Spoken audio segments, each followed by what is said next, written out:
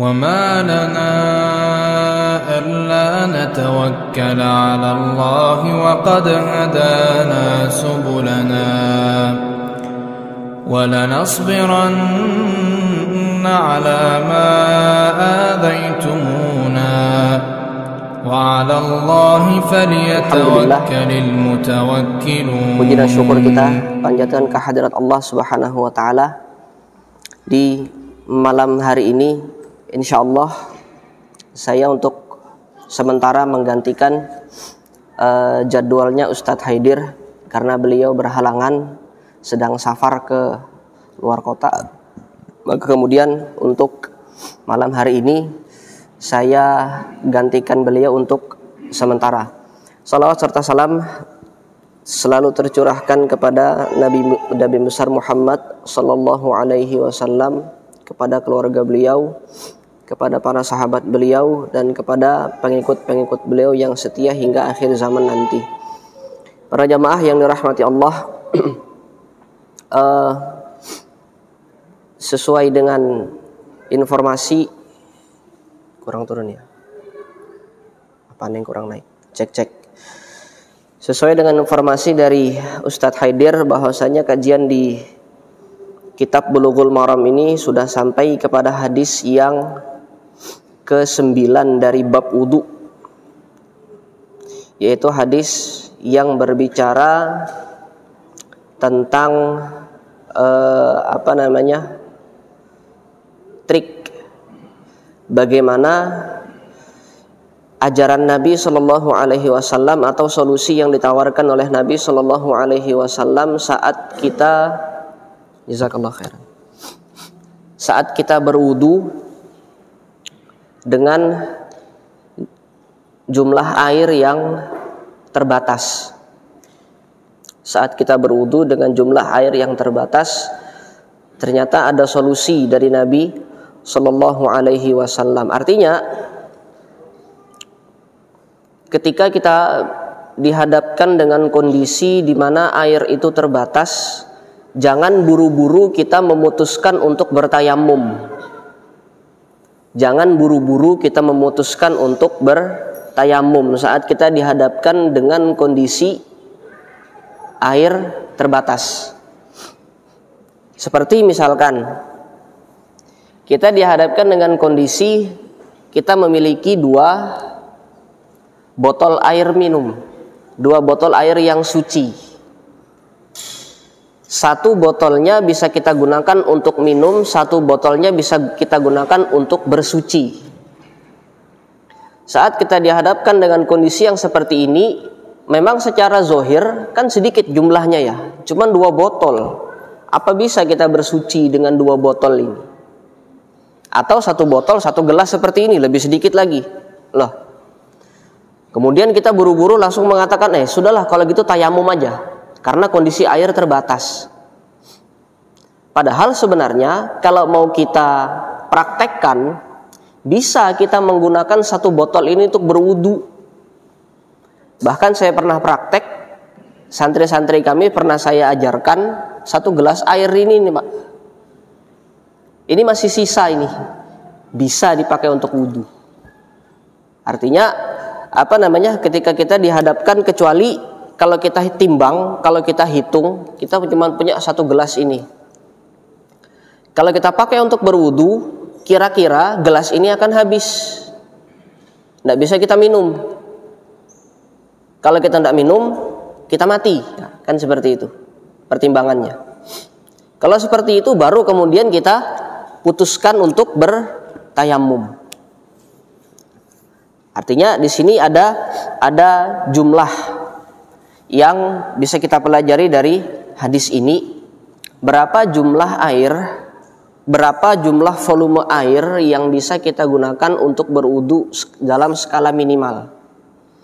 Diriwayatkan dari Al-Imam Ibnu Hajar Al-Asqalani rahimahullah berkata dalam kitab beliau Bulughul Maram min Adillatil Ahkam, wa an Abdullah bin Zaid radhiyallahu anhu, dan dari Abdullah bin Zaid radhiyallahu anhu, anna Nabiyya sallallahu alaihi wasallam utiya bi thulutsai muddin faja'ala yadluku dhira'aihi. bahwasanya Nabi Shallallahu Alaihi Wasallam didatangkan dengan jumlah air sekitar, nah ini sekitar ini takdirnya, kira-kira jumlahnya itu 2/3 mud. Faja'ala yadluku zira'aihi, kemudian beliau memijat-mijat bagian zira'nya.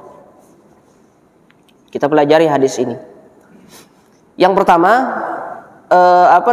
ini adalah sebuah peristiwa yang disaksikan oleh Abdullah bin Zaid tanpa perantara. Maksudnya Abdullah bin Zaid menyaksikan peristiwa ini langsung di hadapan beliau. Bahwasanya suatu ketika Nabi Shallallahu Alaihi Wasallam pernah diberikan sekitar 2/3 mud air. Nah, kalau mud tentu bapak-bapak di sini insya Allah sudah tahu yang dimaksud dengan mud itu apa. Mud itu kan takaran yang memenuhi telapak tangan kita ini. Kalau kita sampukkan seperti ini 1 mud ini ukurannya ini. Tidak terlalu digenggam, tidak juga terlalu dibentangkan begini. Ini 1 mud.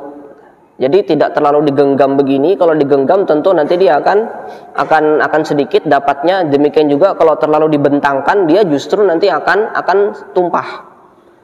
Nah, jadi kira-kira 1 mud seperti ini. Ini 1 mud. 1 mud ini dibagi 3. 1 mud ini dibagi 3, 1/3-nya kita buang, sisanya 2/3. Nah, berarti kan sedikit sekali ini. Jangankan 2/3 mud, 1 mud segini aja. Kalau kita disuruh berwudu dengan jumlah air 1 mud seperti ini, kita akan pikir-pikir, cukupkah ini? Kan gitu. 1 mud saja kita akan pikir-pikir, apalagi kalau 2/3 mudnya. Dibagi 3 lagi, kan kalau dibagi 3 itu kan kayak botol nih, ini botol dibagi 3 nih. Potong, dibagi 3. 1/3-nya kita buang, sisanya itu berarti 2/3. Gitu cara baginya. 1 mud pun seperti itu tadi. Kira-kira ini perkiraan. Kira-kira jumlah air yang diserahkan kepada Rasulullah pada saat itu kira-kira jumlahnya 2/3. Karena bukan diserahkan dalam bentuk mud seperti ini, bukan. Tapi diserahkan di dalam baskom, di dalam bejana yang dibawa oleh sahabat kepada Nabi Shallallahu Alaihi Wasallam. Nah, ketika diberikan jumlah air yang terbatas ini tadi, Rasulullah tidak mengucapkan apapun, tidak protes, tidak juga menegaskan. Artinya kalau ada penegasan di situ, misalkan Rasulullah dikasih 2/3 mud, kemudian beliau mengatakan ini jumlah paling sedikit air kalau kita berwudu. Kalau ada ucapan seperti itu, berarti kita ambil kesimpulan hadis tersebut hadis yang sifatnya qauli. Ada ucapan Rasulullah, ada penegasan, atau Rasulullah protes ketika dihadapkan dengan jumlah air yang terbatas, protes, oh ini terlalu sedikit nih, tambah lagi. Kalau ada ucapan seperti itu bisa langsung kita ambil kesimpulan hukum. Tapi ini Rasulullah diem, bilang iya enggak, bilang enggak juga enggak, menegaskan tidak, protes juga tidak gitu loh. Tapi kemudian langsung digunakan air tersebut. Nah, jenis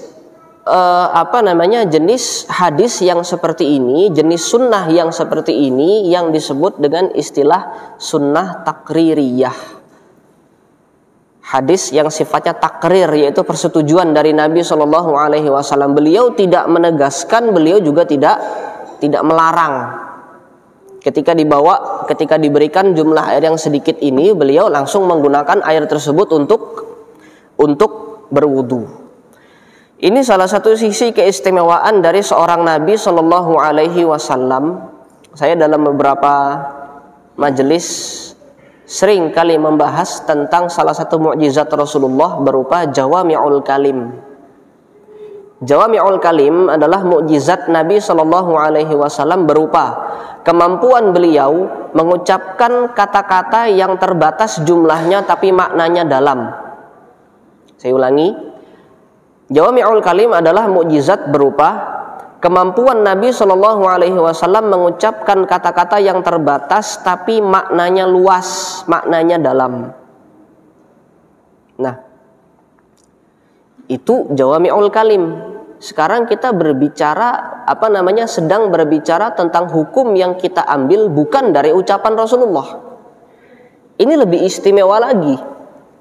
Kalau ucapannya saja istimewa, ucapan Rasulullah istimewa, bahkan diamnya Rasulullah itu bisa kita ambil sebagai hukum. Gerak-geriknya Rasulullah itu kan diperhatikan oleh para sahabat. Bagaimana Rasulullah tidur, dilihat oleh para istri beliau itu. Kemana sih Rasulullah menghadap?